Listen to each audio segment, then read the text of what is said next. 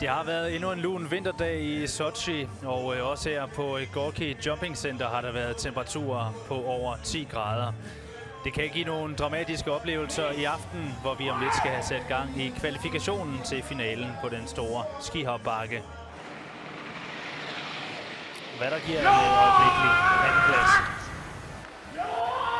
Shimizu fra Japan. Han har været ganske god, og det er han også her.